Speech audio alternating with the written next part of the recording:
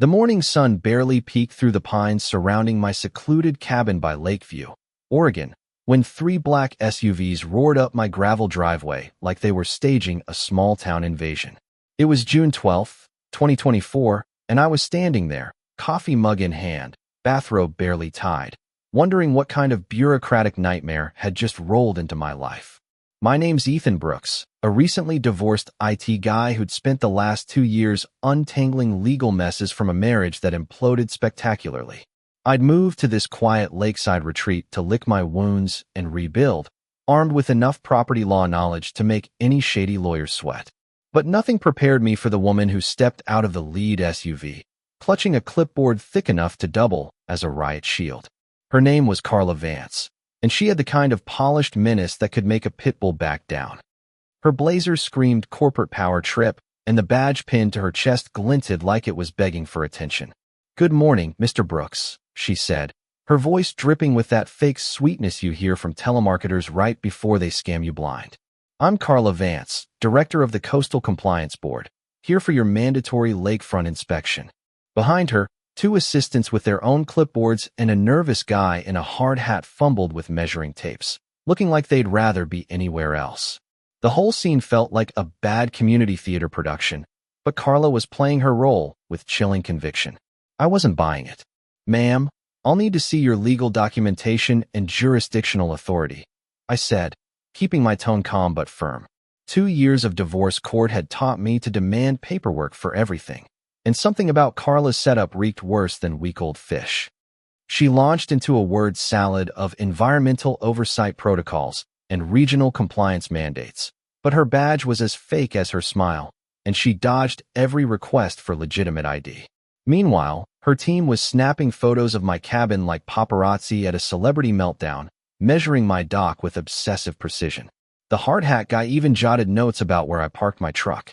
What kind of environmental inspection cares about my parking habits?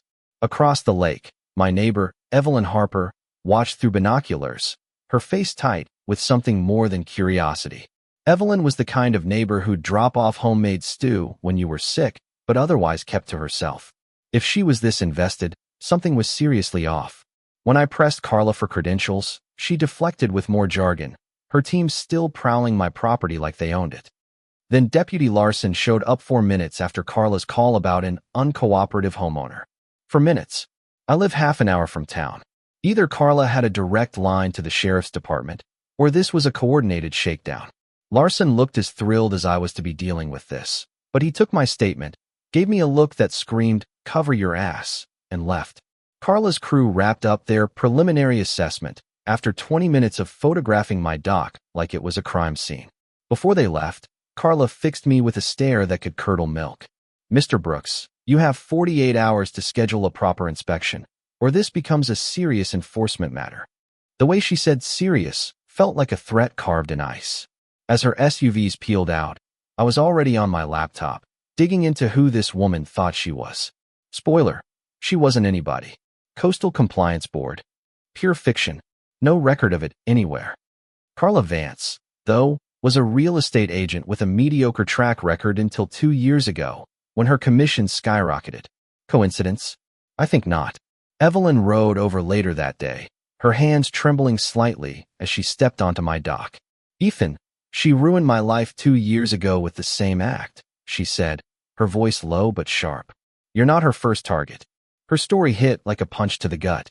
2 years back, Carla had targeted Evelyn and her husband, Walter, right after his retirement from teaching history.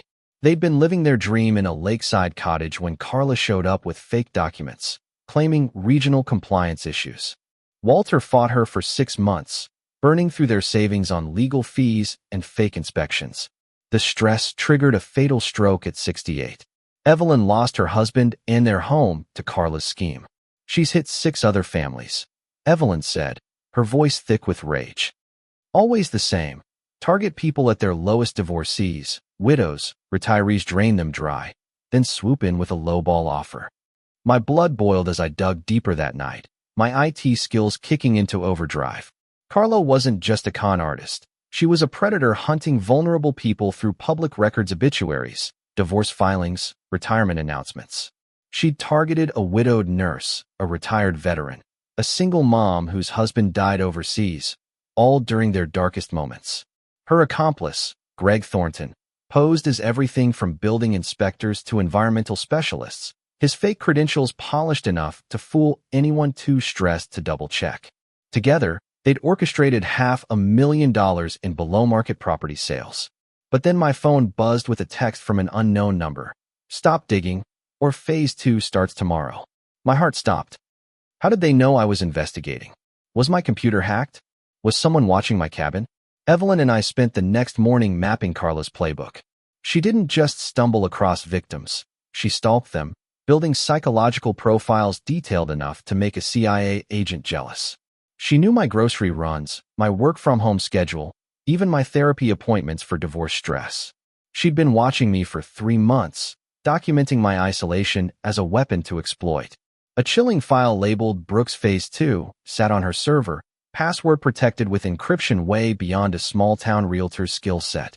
Phase 2, it turned out, was psychological warfare.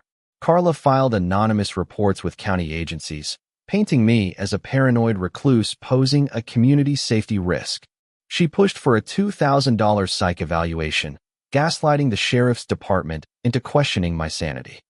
When I passed the evaluation, she claimed I'd manipulated the psychiatrist, adding erratic behavior to my file. The financial strain was crushing. Legal fees ate $18,000 of my $40,000 divorce settlement, and Carla's timeline was tightening. She was pushing for a property sale by month's end. But then Greg slipped up. During a compliance visit, I overheard him question Carla's forged documents, his voice shaky with doubt. Later, he accidentally emailed me a bombshell: Carla's victim profiles, complete with manipulation strategies for exploiting emotional vulnerability. My file read like a horror novel. Brooks, divorce trauma, prefers isolation, financial anxiety triggers, breaking point 6 to 8 weeks. She'd analyzed my every move, from my quiet anger to my compulsive note-taking. Worse, she was planning to have me declared mentally incompetent to force a guardian sale of my cabin. Greg's conscience finally cracked.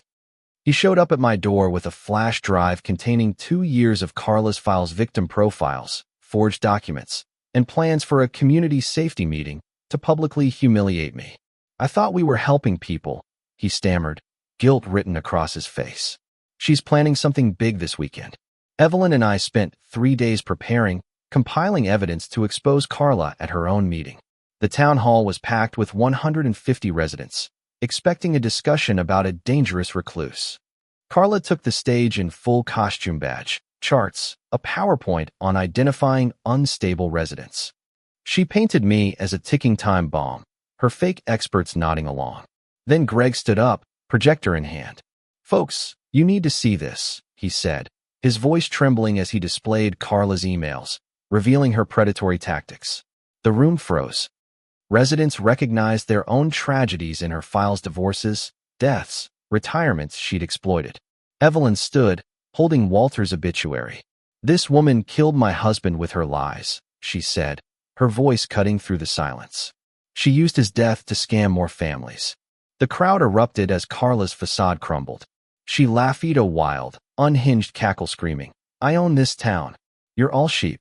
Deputy Larson cuffed her mid-rant, charging her with fraud, impersonation, and harassment. Her meltdown went viral, live-streamed across social media, her mugshot a wild-eyed testament to her downfall. 6 months later, Carla's conviction was a masterpiece of karma. 18 months in prison, for $100,000 in restitution to 6 families, and a lifetime ban from real estate. She's now a cautionary tale, mocked in prison as the fake compliance queen. Evelyn and I became advocates, helping 25 families fight similar scams, co-authoring a guide for vulnerable homeowners. Lakeview's property values rose 20% after Carla's network was dismantled, and our annual Property Rights Day draws crowds to honor Walter's legacy. But the story doesn't end there.